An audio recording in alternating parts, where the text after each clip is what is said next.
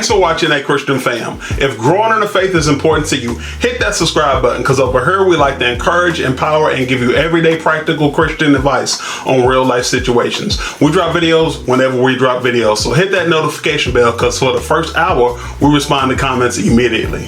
All right, let's get it.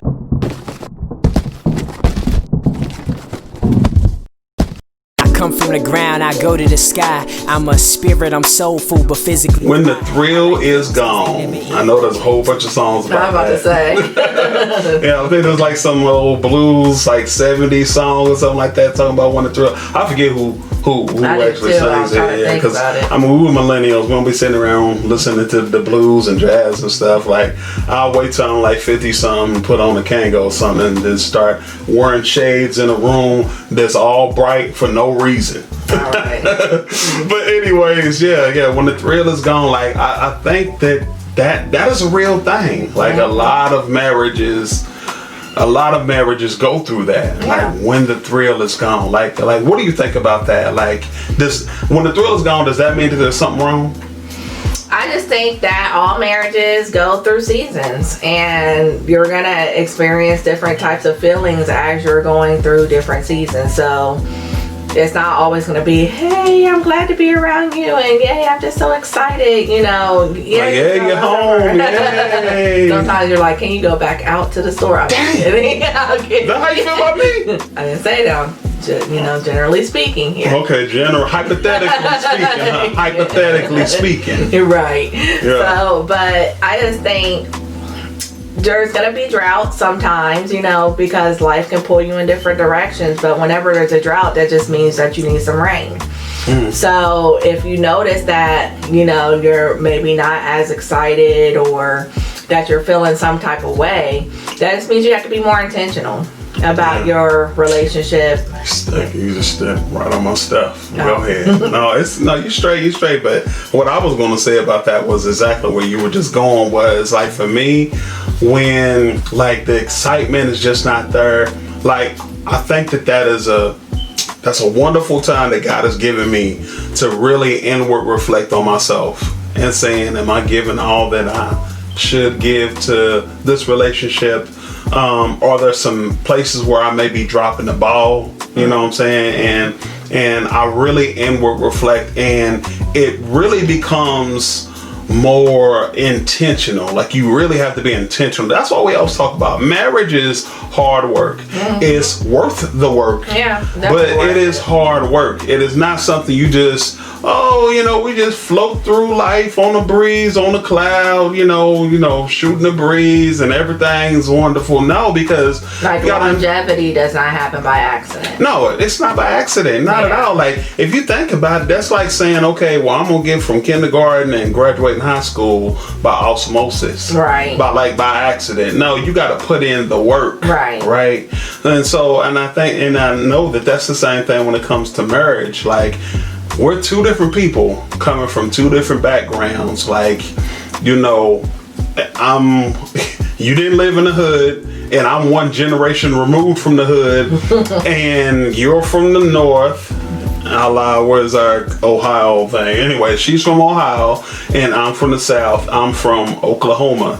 And like, there's just completely different backgrounds and completely different makeups of what makes us up, right? And so, like, it's going to take work, definitely, like, initially, like, especially when you first get married and stuff like that. But then, here's the thing, you never graduate. There used to be like this college football commercial talking about, like, you never graduate or something like that on ESPN. But it's true, you never graduate. Yeah, or even, because I'm just thinking about, how I used to always be, to where I'm like, do you hit 5 years and then it's smooth sailing? Do you hit 10 and then you don't have to worry about this, that, or the other? And then, we've said it in other videos how we met that, not met, but we knew the deacon and the deaconess, at our previous church, that just like married 60 years, and they would still just be fussing, and it was kind of cute because you think of older people and they're it's like, but I just remember being like, they didn't always think it was cute. no, they were like, no, they were dead serious, but it's just kind of one of those things where you see and you just kind of have to chuckle, like, oh, they're so cute, because you knew they weren't going anywhere. That's the point. They weren't going anywhere. Yeah. They just were letting their minds, giving each other, as they say, a piece of their mind. But I just remember looking at you like, oh my gosh, 60 years and they still have something to argue about. Oh no, what do you still have to argue about after 60 years? Didn't you cover that the first 10, the first 5, right. Even 20? Yeah. But like we said, you're constantly growing and changing as people, which means you're going to have to adapt to each other as a unit, because each individual is changing. So what's our topic? When the thrill is gone, this thing. But like, hey, I got you, chick. No, but like for real though, I think we need to understand that we need to look at marriage just like an individual person. An individual person, you go through different seasons in your life. You're not always up. There's gonna be some down moments. Right. There's gonna be some dry moments in your personal life. Absolutely. So if you got two people in the household together, married, you know what I'm saying? Married. Yeah. You know what I'm saying? There's gonna be some dry moments in your relationship. Yeah. However, you don't need to let those dry moments define your relationship. Yeah. If anything, like I was talking about at the beginning of the video, use that as an opportunity to reevaluate yourself and like, you know what, am I giving my all?